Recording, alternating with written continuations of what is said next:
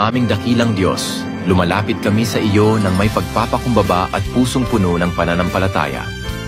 Itinataas namin sa iyo ang aming bansang Pilipinas at lahat ng mamamayan nito. Pagpalain mo po kami ng kapayapaan sa gitna ng mga pagsubok. Bigyan mo ng karunungan at katapatan ang aming mga pinuno upang maglingkod ng may malasakit at katarungan. Ipagkaloob mo po sa amin ang pagkakaisa, pagmamahalan, at malasakit sa isa't isa upang mapanatili ang kapayapaan at kaunlaran. Panginoon, patatagin mo ang aming pananampalataya, lalo na sa panahon ng pagsubok. Palakasin mo ang aming loob upang hindi kami panghinaan ng pag-asa. Pagalingin mo po ang may sakit, aliwin ang nalulungkot, at bigyan ng pag-asa ang mga nawawalan ng direksyon sa buhay. Panginoon, basbasan mo ang aming bayan ng saganang biyaya.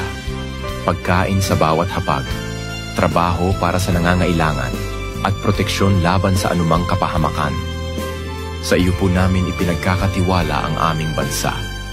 Naway patuloy mong pagharian ang aming puso at buhay. Sa pangalan ni Jesus.